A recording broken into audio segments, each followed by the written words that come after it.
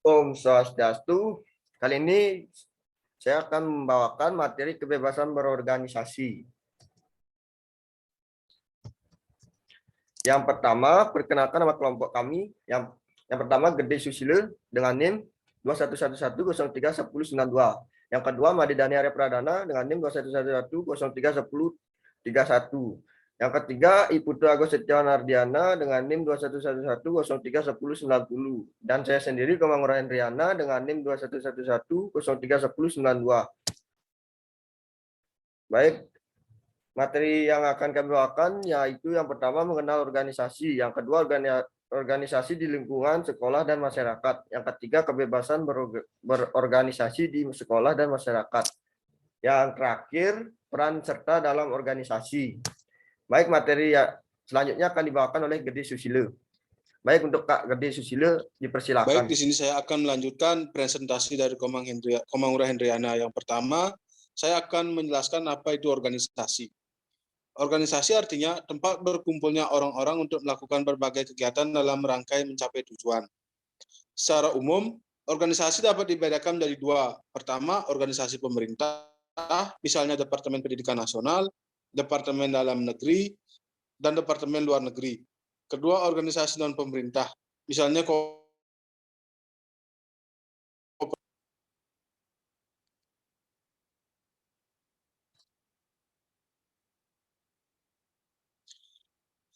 selanjutnya yaitu pengurus dalam sebuah organisasi.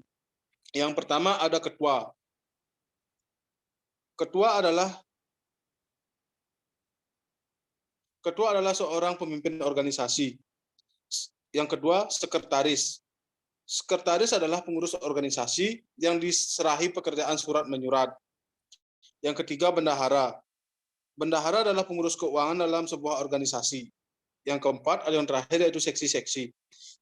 Seksi-seksi merupakan bagian dari organisasi yang bertugas mengurus urusan tertentu.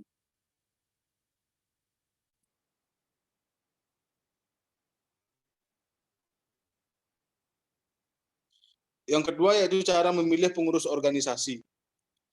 Pemilihan pengurus organisasi dalam sebuah organisasi dapat dilakukan dengan berbagai cara. Yang pertama yaitu penunjukan secara langsung atau disebut dengan aklamasi. Pemilihan secara aklamasi bisa dilaksanakan di lingkungan masyarakat, misalnya dalam memilih ketua RT. Yang kedua, secara pemilihan. Memilih pengurus organisasi adalah suatu pemilihan. Kita sering melihat cara pemilihan yang seperti ini. Bahkan kita sudah pernah mengalaminya, yaitu dalam memilih ketua kelas. Semua anggota kelas berhak untuk menentukan pilihannya. Hak mereka untuk memilih disebut juga dengan hak suara.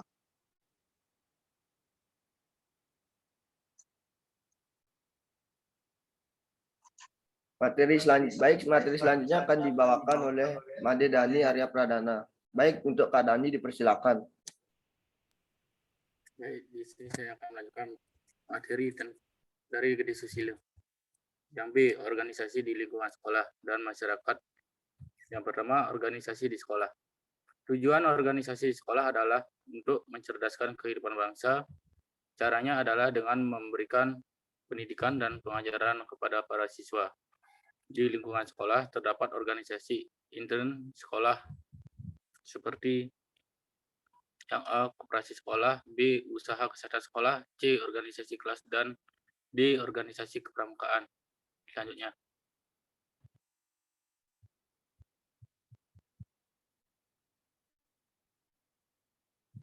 Yang kedua, organisasi di masyarakat. Desa merupakan organisasi pemerintah terbawah dalam sistem pemerintah kita. Pemerintah desa terdiri atas kepala desa dan perangkat desa. Selain itu, dalam pemerintah desa juga terdapat lembaga yang bernama Badan Permusyawaratan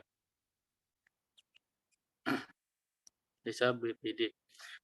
Kepala desa adalah pemimpin organisasi desa. Tugas warga masyarakat adalah mematuhi peraturan desa yang telah ditetapkan.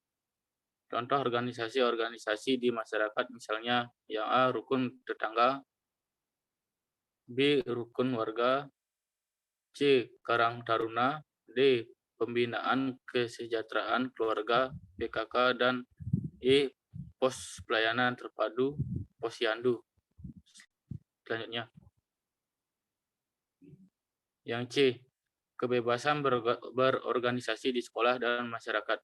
Setiap warga negara Indonesia bebas memilih atau membentuk suatu organisasi sesuai dengan keinginannya. Kebebasan berarti kemerdekaan untuk bertindak sesuai dengan keinginan hati. Namun sebelumnya harus memperhatikan beberapa hal. Berikut ini beberapa hal yang harus diperhatikan sebelum memilih organisasi. Yang pertama, jenis organisasi. Yang kedua, kegiatan-kegiatan organisasi. Yang ketiga, tujuan organisasi.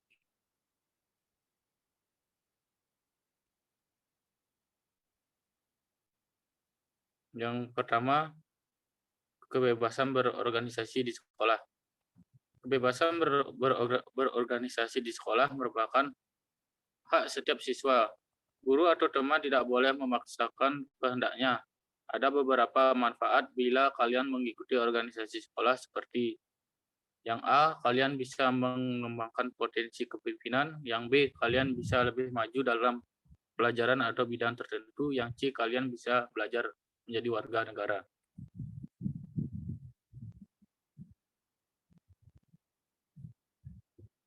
Yang kedua, kebebasan berorganisasi di masyarakat. Di masyarakat kita bisa menemukan banyak sekali jenis organisasi, misalnya RT, RW, dan kelurahan. Tetapi ada juga taruna, pelayanan terpadu, posyandu, atau koperasi desa.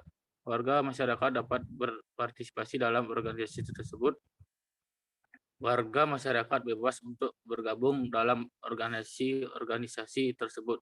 Bahkan mereka juga dapat mendirikan sebuah organisasi sesuai yang mereka inginkan. Namun demikian, keberadaan organisasi ini tidak boleh merugikan anggota masyarakat yang lain.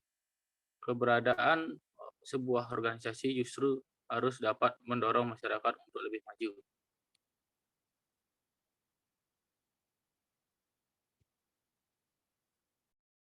Baik, materi selanjutnya akan dibawakan oleh Ibu Tu Agus Setiawan Ardiana. Baik, untuk Kak Agus dipersilakan.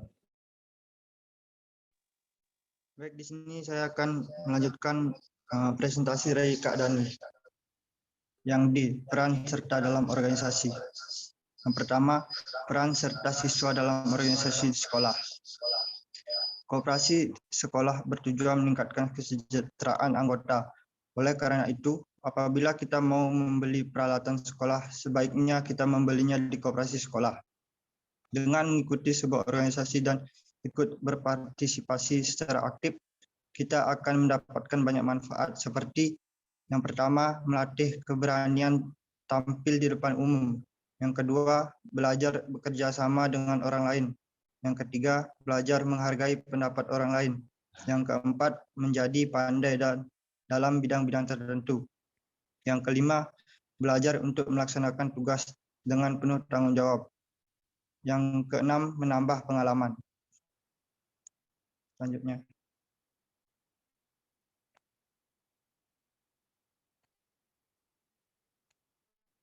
Kedua, peran serta warga dalam organisasi di masyarakat. Di lingkungan RT 03 RW 02 Desa Suka Maju terdapat organisasi sosial PKK atau Pembinaan Kesejahteraan Keluarga. Tujuan organisasi PKK untuk meningkatkan kesejahteraan keluarga. Guna untuk ibu-ibu PKK, berikut ini kegiatan dalam organisasi PKK pada umumnya. Yang pertama, penyuluhan masalah kesehatan. Yang kedua, pelatihan keterampilan memasak.